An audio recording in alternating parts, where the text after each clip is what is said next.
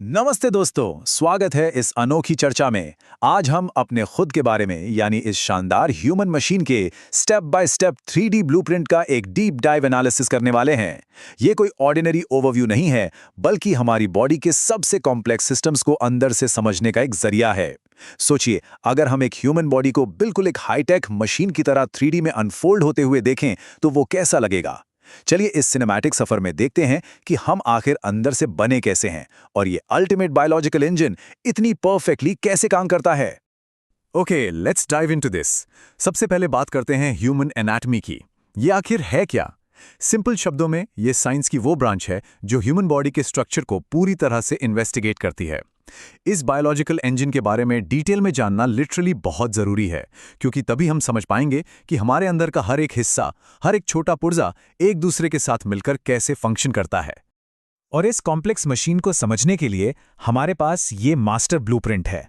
हम शुरुआत करेंगे फ्रेमवर्क एंड मूवमेंट से, फिर चलेंगे सेंट्रल कमांड सेंटर की तरफ, उसके बाद लाइफ सप्लाई एंड ब्रेथ, फिर प्रोसेसिंग एनर्जी एंड वेस्ट, और finally internal difference and coordination को समझेंगे।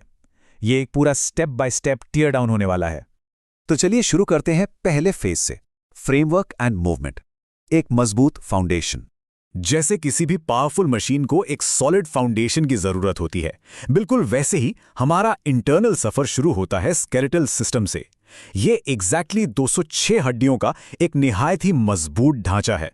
और सबसे दिलचस्प बात यह है कि यह स्केलेटन सिर्फ हमारी बॉडी को शेप ही नहीं देता, बल्कि हमारे सबसे नाजुक इंटरनल ऑर्गन्स जैसे हार्ट और लंग्स को एक सॉलिड शील्ड की तरह प्रोटेक्ट करता है। एक एक हड्डी का इस तरह जुड़ना वाकई एक इंजीनियरिंग मार्वल है। लेकिन सिर्फ हड्डियां अकेले तो मूव नहीं कर सकती हैं ना। हड्डियों के ठीक ऊपर मसल्स का एक बहुत ही कॉम्प्लेक्स जाल बिछा होता है, करीब 650 से ज्यादा मसल्स। ये मस्कुलर सिस्टम हमारे स्केलेटल स्ट्रक्चर के साथ बिल्कुल परफेक्टली पेयर होता है। जब ये रेड मसल फाइबर्स कॉन्ट्रैक्ट और रिलैक्स करते हैं, तभी इस फ्रेमवर्क में मूवमेंट आती है, और इसी पावर की वजह से हम चलने, भागने या कोई भी फिजिकल टास्क करने के काबिल बन पाते हैं। अब बढ़ते हैं दूसरे फेज पर, द सेंट्रल कमांड सेंटर, एक ऐसी जगह जहां से सब कुछ कंट्रोल होता है। और दिस ब्रिलियंटली इलस्ट्रेट्स कि मशीन की वायरिंग कैसे काम करती है। हमारा नर्वस सिस्टम दो मेन हिस्सों में बंटता है। एक तरफ है सेंट्रल नर्वस सिस्टम या CNS, जिसमें हमारा ब्रेन और स्पाइनल कॉर्ड आते हैं। इसे हम बॉडी का मेन प्रोसेसर कह सकते हैं। दूसरी तरफ है पेरिफेरल नर्वस सिस्टम या PNS, जिसकी कनेक्टिंग नर्व्स एक इलेक्ट्रिकल वायरिंग की तरह बॉडी के हर हिस्से को इस प्रोसेसर से जोड़ती हैं। ये सिस्टम लगातार इलेक्ट्रिकल सिग्नल्स भेजता है ताकि हमारी हर एक मूवमेंट बिल्कुल एक्यूरेटली कोऑर्डिनेट हो सके। पर इस प्रोसेसर को बाहरी दुनिया के बारे में पता कैसे चलता है? डेटा कहां से आता है?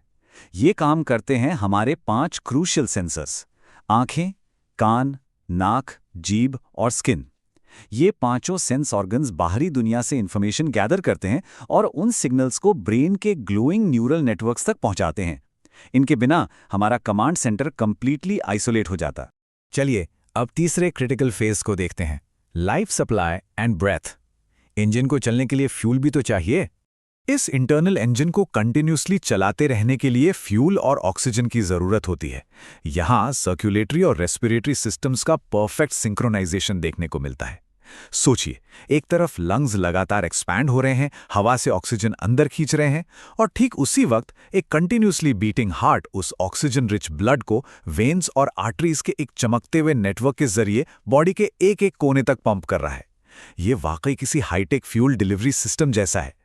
और यहां हमें इन 5 वाइटल ऑर्गन्स पर ध्यान देना होगा: ब्रेन, हार्ट, किडनीज, लिवर और लंग्स। ये पांचों ऑर्गन्स इस कॉम्प्लेक्स मशीन के वो एब्सोल्युटली नॉन नेगोशिएबल कंपोनेंट्स हैं जिनके बिना सर्वाइवल कंप्लीटली इम्पॉसिबल है। एक फंक्शनल ऑर्गेनिज्म के लिए इनका लगातार काम करना सबसे बड़ा रूल है। Let's move to and see how this builds. हमारा चौथा हिस्सा है processing energy and waste. Oxygen के अलावा एनर्जी एक्सट्रैक्ट करना उतना ही फैसिनेटिंग प्रोसेस है। जो खाना हम खाते हैं वो इस इंटरकनेक्टेड डाइजेस्टिव ट्रैक्ट से गुजरता है। सफर शुरू होता है माउथ से, फिर ईसोफेगस के रास्ते स्टमक तक, वहां से स्मॉल इंटेस्टाइन, जहां लिवर और पैंक्रियाज अपने पावरफुल डाइजेस्टिव जूसेस मिलाते हैं ताकि खाने को एनर्जी में तोड़ा जा सके। आखिर में जो बच जाता है वो लार्ज इंटेस्टाइन से होते हुए रेक्टम तक पहुंचता है। ये पूरा सिस्टम एनर्जी एक्सट्रैक्शन का एक मास्टर क्लास है। यहाँ एक सोर्स का डायरेक्ट कोड रखना बहुत रेलेवेंट है। Human body works like a machine, many life processes go on continuously. और ये बिल्कुल सच है। जब कोई मशीन इतने सारे कंटिन्यूस मैकेनिकल और बायोलॉजिकल प्रोसेसेस चलाती है तो एनर्जी के साथ साथ कुछ अनवांटेड और कभी-कभी हार्मफुल बाय प्रोडक्ट्स का बनना बिल्कुल नेचुरल है। और यही कारण है कि हमारे पास एक्सक्रीटरी सिस्टम मौजूद है। इन हार्मफुल बाई प्रोडक्ट्स और एक्सेस वाटर को बॉडी से बाहर निकालना बेहद ज़रूरी है ताकि हमारा इंटरनल एनवायरनमेंट स्टेबल रहे, जिसे साइंस की भाषा में होम्योस्टेसिस कहते हैं। यूरिनरी सिस्टम के अलावा लार्ज इंटेस्टाइन, लिवर और हमारी स्किन भी इस वेस्ट मैनेजमेंट सिस्टम का एक बहुत क्रूशियल हिस्सा हैं। और अब हम अपने ब्लूप्रिंट के आखिरी फेज पर आते हैं, इंटरनल डिफेंस एंड कोऑर्डिनेशन।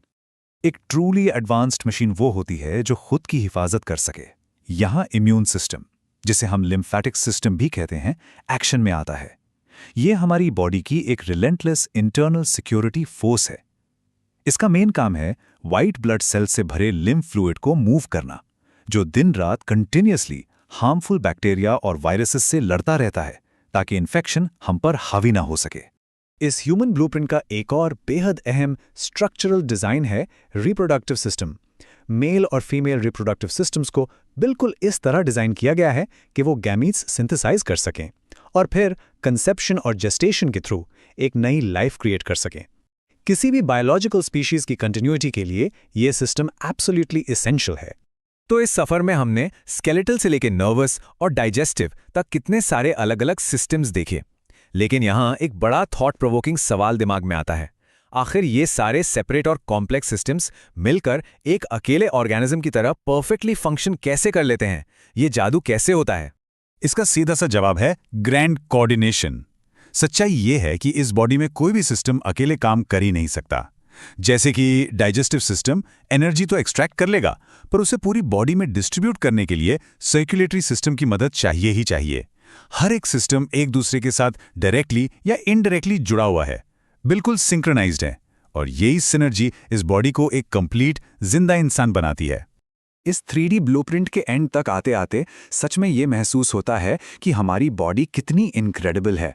जब हम जानते हैं कि हमारी इंटरनल मशीन कितनी इंट्रिकेसी से वायर्ड है, तो माइंड में एक आखिरी सवाल जरूर आता है, knowing how intricately our internal machine is wired, what incredible microscopic mysteries will we discover next?